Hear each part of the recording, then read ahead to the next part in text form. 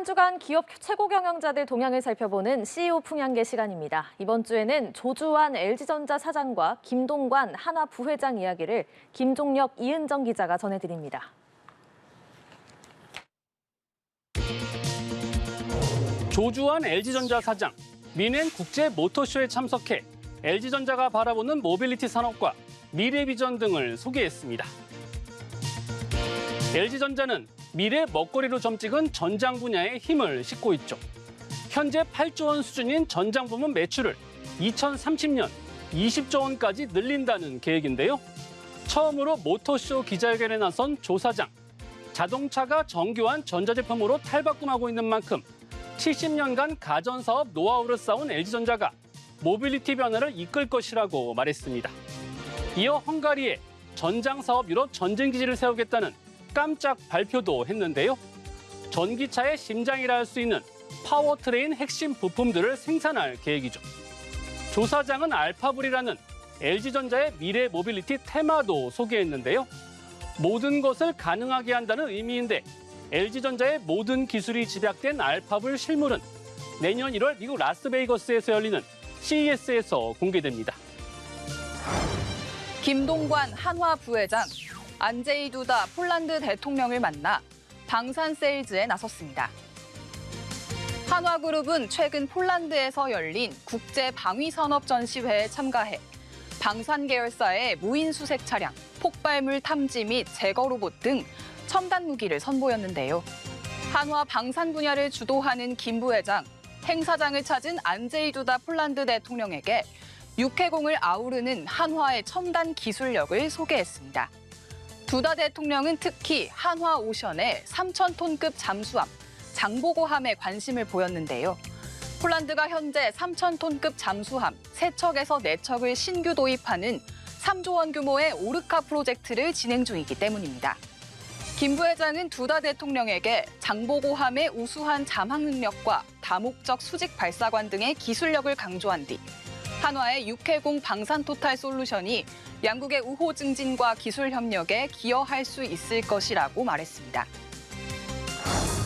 최정호 포스코홀딩스 회장, 재임 기간 소속 기업의 시가총액을 가장 많이 끌어올린 최고 경영자로 나타났습니다. 최근 기업 분석 연구소 리더스 인덱스가 흥미로운 조사 결과를 내놨죠. 국내 매출 상위 500대 기업의 CEO 393명이 재임 기간 주식 시가총액 변화를 분석한 건데요. 최정호 회장이 시가총액을 22조 원 이상 끌어올려 1위에 올랐습니다.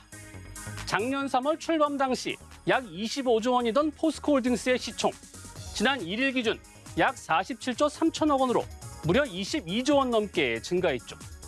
이어 약 21조 원을 늘린 에코프로비엠의 주재환 최문호 대표가 공동 2위, 약 18조 7천억 원을 늘린 기아의 최준영 부사장이 4위에 자리했습니다. 반면 취임 후 시총이 가장 많이 줄어든 CEO는 네이버 최수연 대표였는데요.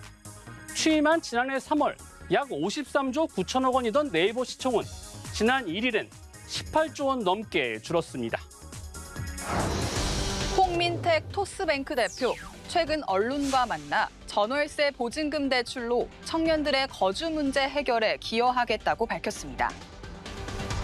2020년 출범 후 신용대출 상품만 취급하던 토스뱅크.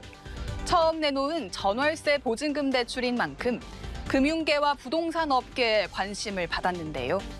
직접 설명에 나선 홍 대표는 최근 청년들의 주거 문제가 심각한 사회 문제인 만큼 전세 사기 등으로부터 보호받을 수 있는 안전에 초점을 맞췄다고 언급했습니다. 하지만 홍 대표는 대출액이 크고 부실 우려가 적어 알짜 사업으로 불리는 주택담보대출에 대해서는 다각도로 검토 중이라며 말을 아꼈는데요. 최근 금융당국이 급격한 가계대출 증가 원인으로 인터넷 은행의 주택담보대출 중심 영업을 공개적으로 지목한 데 따른 것으로 보입니다. 또 홍 대표는 7월에 출범 후 첫 월간 흑자를 기록한 만큼 3분기와 하반기에도 성장이 지속될 것이라고 자신했습니다.